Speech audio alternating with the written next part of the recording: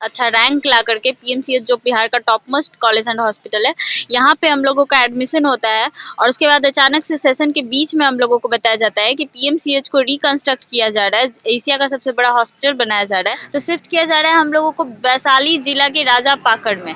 तो हम लोगों का कहना ये है कि हम लोग सबसे पहले तो पीएमसीएच में एडमिशन लिए थे, तो हम लोग राजा पाकड़ के सदर अस्पताल में ट्रेनिंग क्यों करें? कि राजा पाकड़ जिस एरिया में हम लोगों को भेजा जा रहा है वो एक क्रिमिनल जोन है, वहाँ पर हम हर रोज कुछ ना कुछ नई नई वारदात होती रहती है। अभी ही कुछ दिन 3-4 दिन पहले की बात है, वहाँ पे 13 साल की लड़की को जो वहाँ की ही निवासी थी उसको घर के आसपास में ही गैंग रेप किया गया उसका। हम लोगों के साथ ये डिस्क्रिमिनेशन क्यों? हम लोगों को जो जब आप और इसके लिए जब हम अपना आवाज जब उठाते हैं, अपनी प्रिंसिपल से बात करते हैं, सुपरिटेंडेंट से बात करते हैं, सचिवालय में बात करते हैं, मंत्री जी से बात करते हैं, तो हम लोगों के ऊपर जो है लाठीचार्ज किया जाता है। बिहार राज्य में नारी सशक्तिकरण की बात भी होती है, कहाँ तक इस पर आप सहमत हैं? बिल्कुल भी सहमत नहीं है, ये सिर्फ सरकार का चोचला है वोट लेने का और कुछ भी नहीं है। धरातल पर आकर देखें तो बिल्कुल ये सब कुछ झूठ है और हम लोगों के साथ बहुत ही ज्यादा बर्बरतापूर्ण और बहुत ही ज्यादा अभद्र व्यवहार हो रहा है।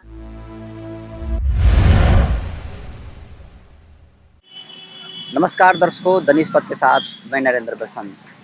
बिहार की अगर शिक्षा व्यवस्था या फिर स्वास्थ्य विभाग की बात करें तो जब तक ले कोई आंदोलन नहीं होता है तब तक ले वो चाहे स्वास्थ्य विभाग के कोई कर्मचारी हो या फिर शिक्षा विभाग का कोई राइट्स नहीं मिलता है। और आज जब हम बक्सर से चलकर पटना में आए हैं गर्दनी बाग में, तो यहाँ पर जो है 3 गो प्रोटेस्ट हमको देखने को मिला। पहले तो हमको यहाँ पर स्टेट वाले जो शिक्षक हैं उनका धरना प्रदर्शन चल रहा था मेरिट को लेकर। उसके बाद बीटेट वालों का वहाँ पर दिखा दीजिए अविनाश जी, उन लोगों का हम कवरेज किए। और अभी जब हम बैठे हैं तो आप कैमरे में देख सकते हैं कि जेएनएम स्टूडेंट फेडरेशन के बैनर तले टाइटल भी डाला गया है, भूख हड़ताल है और आज 30वां दिन है। और आपको कैमरे में कुछ मेडिकल से जुड़े इक्विपमेंट्स भी आपको दिखाई दे रहे होंगे। बाकी वो तमाम यहाँ के जेएनएम क्रैक करके यहाँ तक पहुँची स्टूडेंट है। बाकी कौन कौन ऐसी मांगे हैं जिस मांगों को लेकर बैठी हैं हम इनसे जानते हैं। नाम बता दीजिए और कहाँ से हैं? रोशनी गुप्ता, पटना। क्या मुद्दा है, किन मुद्दों को लेकर आप गर्दनी बाग में बैठी हैं? हम लोग पीएमसीएच की जीएनएम नर्सिंग स्टूडेंट्स हैं और हम लोग को जो है एग्जाम डीसीईसी क्लियर करके अच्छा रैंक ला करके पीएमसीएच जो बिहार का top most college and hospital है, यहाँ पे हम लोगों का एडमिशन होता है और उसके बाद अचानक से सेशन के बीच में हम लोगों को बताया जाता है कि पीएमसीएच को रिकंस्ट्रक्ट किया जा रहा है, एशिया का सबसे बड़ा हॉस्पिटल बनाया जा रहा है, जिसकी वजह से यहाँ बिल्डिंगें तोड़ी जा रही हैं। इस वजह से हम लोगों को यहाँ से ट्रांसफर शिफ्ट किया जा रहा है। तो शिफ्ट किया जा रहा है हम लोगों को वैशाली जिला के राजा पाकड़ में, जहाँ की एक सदर अस्पताल में हम लोगों को अपनी ट्रेनिंग करनी होगी और साथ ही साथ वहाँ से जो पीएमसीएच को डेली आ जा करके बस प्रोवाइड किया जा रहा है ताकि हम लोग वहाँ से आ जा करके अपनी ट्रेनिंग को पीएमसीएच में भी कंप्लीट कर सके। तो हम लोगों का कहना यह है कि हम लोग सबसे पहले तो पीएमसीएच में एडमिशन लिए थे, तो हम लोग राजा पाकड़ के सदर अस्पताल में ट्रेनिंग क्यों करें? पीएमसीएच की ट्रेनिंग सुविधा और जो सदर अस्पताल का ट्रेनिंग है, इन दोनों में आसमान जमीन का फर्क है। तो किस प्रकार का फर्क? पीएमसीएच बिहार का सबसे टॉप मोस्ट हॉस्पिटल है और हम लोग नर्सिंग स्टूडेंट्स हैं, तो स्टूडेंट्स को जब जितना ज़्यादा पेशेंट, जितने ज़्यादा तरह का फैसिलिटी, जितने ज़्यादा तरह का बीमारी से बीमार लोग, इस तरह के लोग मिलेंगे तभी हम लोग उतना ज़्यादा सीख पाएंगे। तो हम लोग एक अच्छा रैंक ला करके अच्छे कॉलेज में हॉस्पिटल लिए थे तो अच्छी ट्रेनिंग लेंगे ना हम लोग। एक सदर अस्पताल में जो 100 बेड का हॉस्पिटल है, जहाँ पर आपको पेशेंट ही देखने के लिए नहीं मिलेगा, जहाँ पर कोई पेशेंट नहीं होगा, कोई काम ही नहीं होगा, तो हम लोग सीखेंगे क्या? सीखने के लिए काम भी तो होना चाहिए। तो वो जो पीएमसीएच में मिलेगा वो कभी एक सदर अस्पताल में नहीं मिल सकता है। और दूसरी बात कि राजा पाकड़ जिस एरिया में हम लोगों को भेजा जा रहा है वो एक क्रिमिनल जोन है, वहाँ पर हम हर रोज कुछ ना कुछ नई नई वारदात होती रहती है। अभी ही कुछ दिन 3-4 दिन पहले की बात है, वहाँ पे 13 साल की लड़की को जो वहाँ की ही निवासी थी उसको घर के आसपास में ही गैंग रेप किया गया उसका। फिर कुछ दिन पहले ही एक बीकॉम की छात्रा थी, ट्यूशन पढ़ा के लौट रही थी, उसको दिन दहाड़े गोलियों से भून दिया गया। तो हम लोग 200 छात्राएं हैं और वो भी जिस जगह पे आप, जिस बिल्डिंग में, जिस लोकेशन पे आप भेज रहे हैं हमको, वो बिल्कुल एक जंगल है। जंगल के बीच में एक बिल्डिंग खड़ा कर दिया गया है, वहाँ पे हम लोगों को भेजा जा रहा है। तो हम किस प्रकार वहाँ पे सेफ है?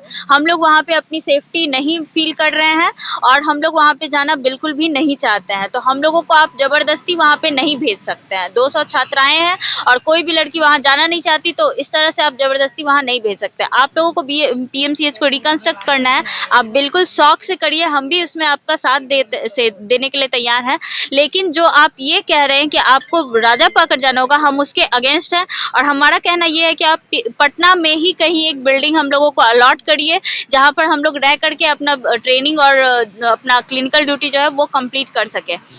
क्योंकि आप पीएमसीएच में सिर्फ नर्सिंग स्टूडेंट्स तो नहीं है, और भी एमबीबीएस स्टूडेंट है, पीजी स्टूडेंट्स है, उन लोगों के लिए आपको पीएमसीएच के आसपास में बिल्डिंग मिल गई, प्राइवेट बिल्डिंग हो चाहे गवर्नमेंट बिल्डिंग हो, उनके लिए मिल गई, हमारे लिए क्यों नहीं?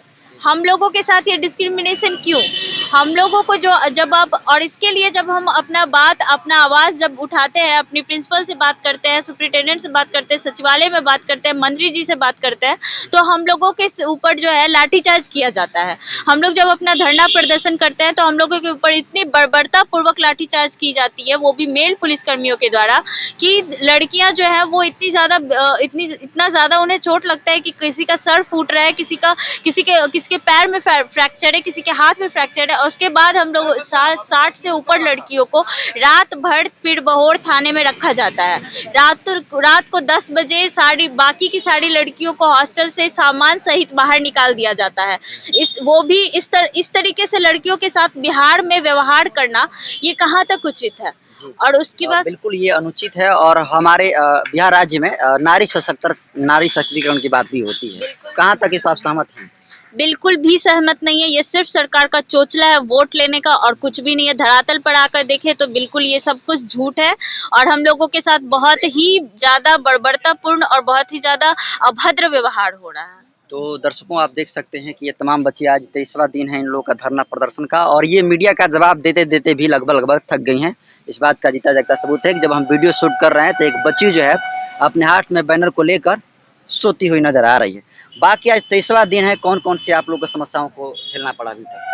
अभी तक हम लोग के पास पंडाल नहीं है, हम लोग के पास कोई टेंट नहीं है। इतना धूप है, इतना गर्मी में हम लोग दिन रात प्रोटेस्ट कर रहे हैं, लेकिन अभी तक मतलब पक्ष के नेता लोग कोई भी देखने नहीं आए, नहीं देखे कि हाँ आप लोग का काम हो जाएगा, कोई देखने तक नहीं आ रहे हैं।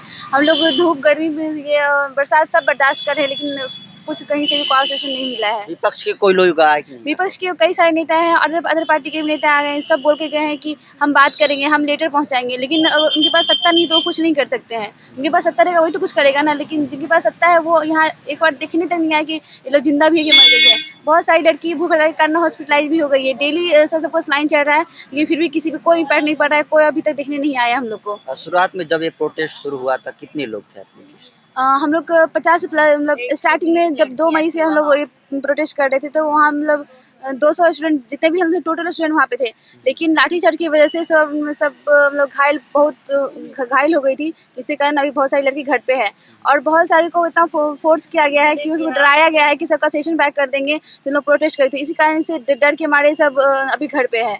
जितने हम लोग हो सकता है हम लोग यहाँ पे बैठे हुए हैं प्रोटेस्ट करने के लिए। तो दर्शकों आप देख सकते हैं कि तमाम वो जीएनएम के छात्रा हैं, यहाँ पर किस तरीके से इनके साथ बर्बरता किया गया है आप देख सकते हैं। और अविनाश जी थोड़ा सा आप दिखा दीजिए, ये बैनर जो है चिक का इस बात का गवाही कर रहा है कि इन बच्चियों के साथ क्या हो रहा है।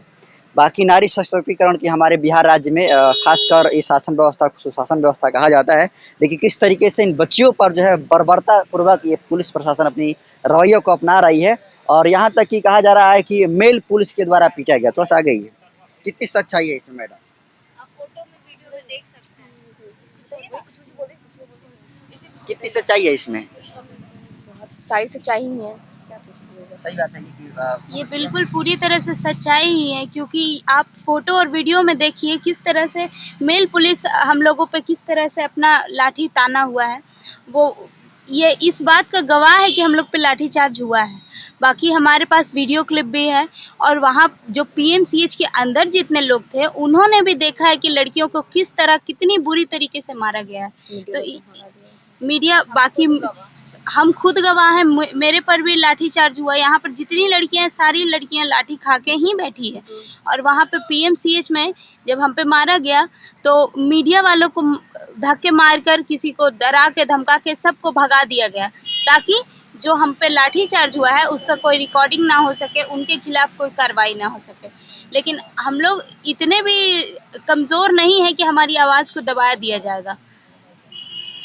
तो दर्शकों देख रहे सच्चाई यही है कि जेंट्स पुलिसकर्मी के द्वारा यहाँ छात्रों जितने हैं जीएनएम के छात्रों पर लाठीचार्ज किया गया है। कहीं ना कहीं ये पुलिस महकमे के लिए ये बददुआ देने जैसे काम है, या फिर इससे क्रूरता कोई काम हो ही नहीं सकता है। अगर कोई लेडीज है या फिर कोई छात्रा है तो उसके लिए आप महिला पुलिसकर्मी को भेजते तो एक अलग बात होती, लेकिन जेंट्स पुलिस होकर इस तरीके से हरकत को करना कहीं ना कहीं मानवता को शर्मसार करने वाली बात है। मैं नरेंद्र बसंत हूँ और हमारे कैमरे पर साथी हैं अविनाश आर्या जी। आप तो इस पर